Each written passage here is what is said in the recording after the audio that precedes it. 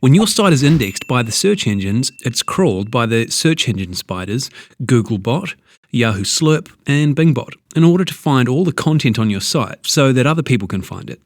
But what if you've got sections of your website that you don't want indexed? The bots dumbly index whatever they can find. They don't know that, for example, those photos on the hidden part of your site are strictly friends and family only, or that there are certain pages in your website that you'd really rather not have popping up in the search engine listings or being archived by that pesky internet archive bot, like your long expired special offers. In this lesson, we look at Robots.txt, or Robots.txt, telling the search engines what they can and cannot index. What is the robots.txt file?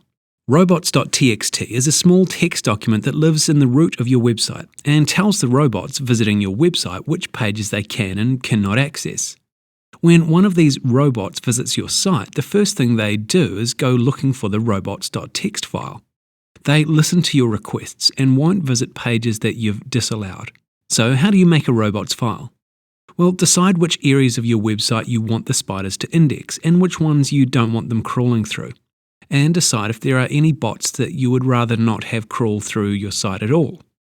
Open up your plain text editor of choice, create a new blank text file and save it as robots.txt. Then write this information into the file. To block all spiders from your entire website, write this. To let all spiders see all content on your website, see this. To block certain directories, you can follow this. And to block a certain spider, to allow a certain spider while blocking others. Here's some tips. You must use a new line for each instruction. Blank lines are used to show separate groups of instructions, as in the last example.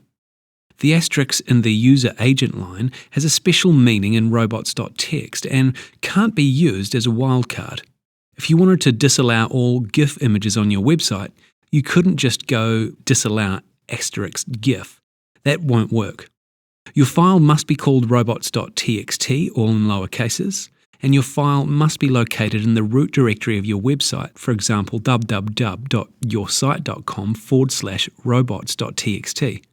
That's where the spiders look when they visit your site, and they won't find it if you put it anywhere else. Now simply save your file and upload it to your website, your robot file and your XML sitemap. If you've already seen our lesson on creating XML sitemaps, you'll know that your robots.txt file is a really handy place to let the search engines know where that is. All you have to do is leave a blank line after the last command in your robots file and then paste this little line here. If you've got more than one sitemap, you can enter more than one line. This way, you don't need to specifically tell each and every search engine where they can find your sitemap. They'll see it as soon as they look for your robots file, which every polite bot will do when they visit your site anyway. Okay, some things you need to know. Not all spiders honour robots.txt. Polite spiders, such as those belonging to the major search engines, are polite and won't index items you've listed in your robots file. However, not all robots are polite. For example, from smaller search engines or general data scraping bots, they'll also collect any and all content anyway. Your robots.txt file is actually publicly accessible. Don't try to use the robots file to hide content on your site. The robots file is able to be viewed by anybody, simply by typing www.yoursite.com/robots.txt into their browser. So anybody can see the things you've said you don't want indexed. If there's content on your website that you really don't want anybody else seeing, your best bet is to password protect that directory. There will usually be a tool to help you do this in your hosting control panel, cPanel or similar.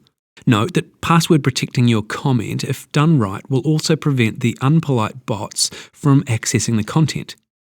And time for today's lesson summary. In this lesson, we've looked at robots.txt, what it is, what it's used for, and how to create one. We've looked at certain things you can do with robots.txt, including blocking your entire site from being indexed, blocking certain directories, blocking certain bots, and identifying the location of the sitemap. Anyway, that's all we've got time for today. Thanks so much for watching, and we'll see you again soon. Bye for now.